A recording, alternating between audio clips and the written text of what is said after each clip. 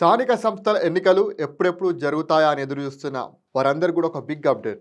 BC కులగణన సర్వేను సిద్ధం చేసినటువంటి బీసీ డెడికేషన్ కమిషన్ ఫిబ్రవరి 2 నాటికి రిపోర్టును సమర్పించనున్నట్లు తెలిపిన బీసీ డెడికేషన్ కమిషన్. స్థానిక సంస్థల్లో బీసీ రిజర్వేషన్లపై నివేదిక సిద్ధం చేసిన కమిషన్ నివేదిక అందిన తర్వాతే స్థానిక సంస్థల ఎన్నికలు.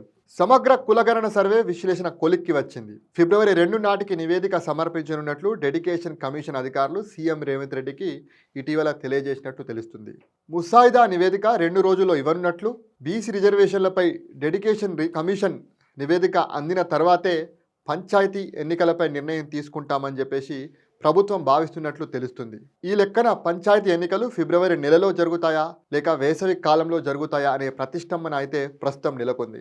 ఇటీవల సీఎం రేవంత్ రెడ్డి చేసిన సమీక్షలో డెడికేషన్ కమిషన్ నివేదిక ప్రభుత్వానికి అందిన తర్వాత మరోసారి సమావేశం కావాలని నిర్ణయించినట్లు మనకైతే తెలుస్తుంది. డెడికేషన్ కమిషన్ నివేదిక వచ్చిన తర్వాత మంత్రివర్గ సమావేశం నిర్వహించి నిర్ణయం తీసుకోవాలని ప్రభుత్వం భావిస్తున్నట్లు కనబడుతుంది. రాష్ట్ర వ్యాప్తంగా 1,16,14,349 నివాసాల్లో 2024 నవంబర్ 9 నుంచి సుమారు 87,000 మంది 76 ప్రశ్నలతో రాష్ట్ర వ్యాప్తంగా ఇంటింటి సామాజిక, ఆర్థిక, రాజకీయ, విద్యా, ఉపాధి కులగణన సర్వే అయితే నిర్వహించడం జరిగింది. రాష్ట్ర ప్రణాళిక విభాగం చేపట్టిన సమగ్ర సర్వేలో తెలిపిన గణాంకాలను విశ్లేషించిన డెడికేటెడ్ కమిషన్ స్థానిక సంస్థల్లో బీసీ రిజర్వేషన్లపై నివేదికను సిద్ధం చేసింది. రాష్ట్రంలో బీసీలు సుమారు 55% ఉన్నట్లుగా సర్వేలో తేలినట్లు సమాచారం. పంచాయతీ ఎన్నికలపై బుధవారం నిర్వహించినటువంటి సమీక్షలో సీఎం రేవంత్ రెడ్డికి అధికారులు ఈ యొక్క వివరాలు తెలిపినట్లు తెలుస్తుంది. ప్రజలకు ఇచ్చిన మాట ప్రకారం కాంగ్రెస్ ప్రభుత్వం ఈ కులగణన సర్వేను చేపట్టి తమ చిత్తశుద్ధిని చాటుకుందని